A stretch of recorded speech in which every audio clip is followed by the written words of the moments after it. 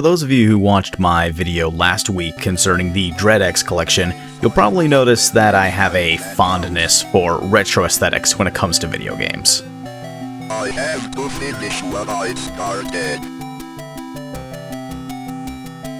What I am about to do has not been approved by the Vatican.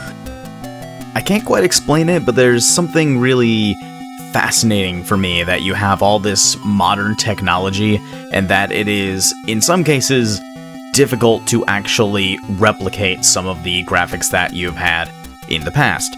And that could be true of all sorts of mediums, but it is especially interesting for games, primarily as an aesthetic choice. It's also no small wonder that indie studios gravitate towards it in that it is, we'll say in this case, easier in some cases to replicate retro pixelated graphics more than photorealism that usually requires bigger, better engines and a lot more work in order to make it convincing and not age very poorly.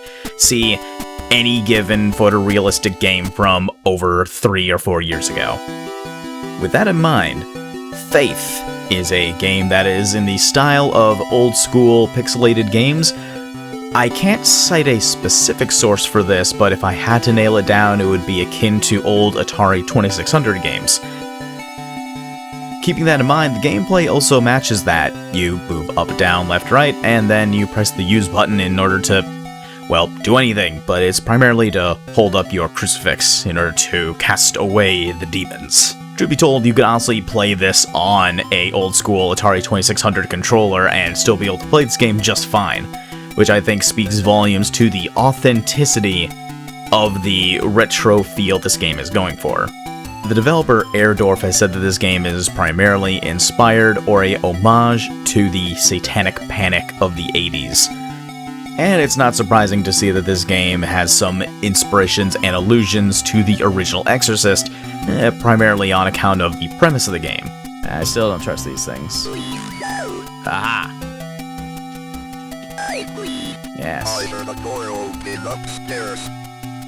In this game, you play as a priest named John, who in this case has returned to the site of an exorcism they had performed roughly a year ago in order to finish the job, as initially everything had gone sour, and there are signs that the person who you attempted to exorcise all that time ago has come back, and they are still not doing particularly well.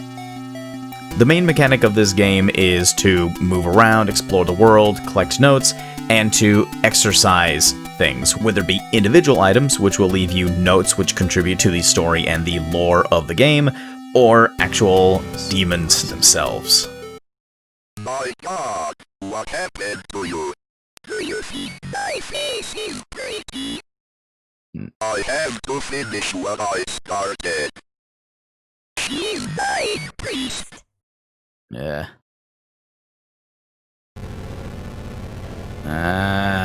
The thing I'd like to say that is worthy of praise for this game is the variety of the gameplay, despite the fact that it is, well, as mentioned before, significantly limited. A lot of games try and enhance gameplay by adding a lot of different systems and components, you know, adding some RPG elements, adding some roguelike elements, some randomness, procedural generation, alternate side modes, what have you. But between Chapter 1 and Chapter 2 of these games, I noted a significant increase in the variety of the game, mainly just through level design. It just goes to show that you don't need to add any significant layers of depth when it comes to gameplay in order for a game to still be compelling, as I found the second game to be a noted improvement on the first in, well, pretty much every regard, and you still have the exact same gameplay in that you move up, down, left, right, and then hold up your crucifix for most of the game. But it's the way that it presents it, whether it be puzzles or challenges or, well, anything really. It just provides a very unique take on the horror experience. And I'll say this as a note, one of the things that drew me into this game in particular is the absolutely fantastic rotoscope scenes. No. No. No. That's not okay. That's really not okay. She is here. You don't say. Shit. That's how he got out. Goddamn.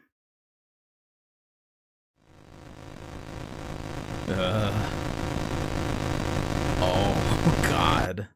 Dios mío, what have you done? I have somebody as a pig. And if you follow the developer on Twitter, they have said that they actually animated all of these scenes with a mouse. That's right, they did not actually have any sort of tablet or any sort of hand drawing software. They did all of that without it, and specifically are using it for scenes in the third game going forward. If anything that you've seen here looks interesting or you'd like to support the games, I would absolutely recommend picking up the full versions of the game on itch.io via the developer Airdorf. There are free demos available for both of them if you wish to try them before going for the full purchase, but it is absolutely worthwhile to get them, and soon the third chapter will be released on, I believe, all three of them will be collectively together on Steam, and it's called Faith the Unholy Trinity. I'm very excited, and I wish that that game had come out in time for me to cover it for this Halloween special, but alas. I still had a lot of fun with the first two games, and I think it would be fantastic for you to try them as well. If you do end up trying the games, though, take a note that there are multiple endings. I only got a couple of the total amounts of endings for the game, and the second game in particular has a particularly complex set of steps in order to achieve some of the alternate endings. But let it be known that they are not particularly sparse for content, at least in regards to the asking price. The first game, if you want the complete edition, is $5. I believe that the asking price for the second game is at least $1, but go to the store page to check that. You can give whatever you want, as is the model for itch.io. However, I'll say that for what it's worth, the games are still relatively short. I was able to beat both games along with getting some of the alternate endings in a little less than 3.5 hours collectively. And as far as my first attempt at the stories, including me dying a bunch, it's just shy of 2.5 hours. So they're not necessarily long experiences, but I'll be frank, I wouldn't want something like this to be a necessarily long experience anyway. It's a perfect little bite-sized retro horror game, and it is absolutely a fantastic recreation of the feeling that you would have as far as the satanic panic themes that the developer is going for. That's all for me this time. Stick around as more dread is on the way.